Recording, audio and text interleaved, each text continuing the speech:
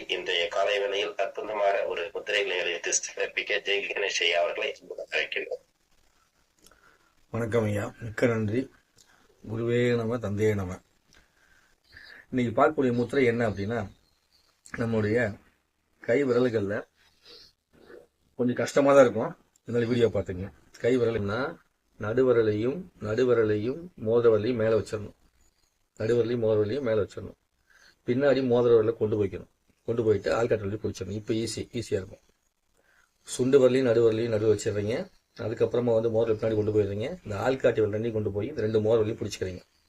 பிடிச்சிட்டு கட்டவரலை கொண்டு இந்த சுண்டு வரலுடைய பகுதியிலே பிடிக்கிறீங்க. இந்த முத்திரை பார்த்தீங்கன்னா நம்மளுடைய குண்டலி சக்தி ஆற்றலை பறிப்பதற்கு பயன்படக்கூடிய இன்னொரு முத்திரை இது. இதன் மூலமா நம்ம உடம்புக்குள்ள தீவிரமான ஆற்றல் சக்தி பெருகி நிலையான ஒரு தன்மை கொடுக்கும். மாபெரும் அமைதியை கொடுக்க தொடங்கும். சக்தி நிலைப்பட்ட சீரா ஓட வைக்கிறதுக்கான ஒரு முத்திரை பயிற்சி இது. சரிங்களா? இந்த முத்திரை இப்படி இருக்கும். உங்களுக்கு வெறி காமிக்கிற இப்படி இருக்கும். ஸோ இது நிதானமாக வீடியோவில் பார்க்குற மாதிரி இருந்ததுன்னா, ஒன்று ஃபர்ஸ்ட் நடுவில் மேலே வச்சுக்கணும். சுண்டூரில் இப்படி வச்சுக்கணும்.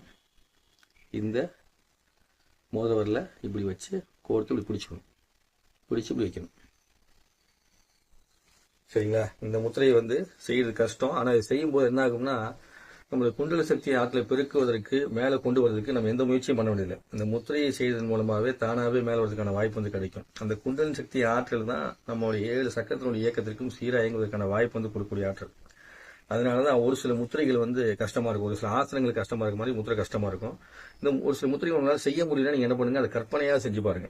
முதல்ல கற்பனையாக செய்து பார்த்து அதுக்கப்புறம் உள்ள கொண்டு வாங்க. எவ்வளவுக்கு எவ்வளவு நீங்க முத்திரைகளை செய்ய தொடங்குறீங்களோ உங்களுக்கு கைகளுக்குள்ள அந்த பிரபஞ்ச பேராற்றல் வர தொடங்கிடும்.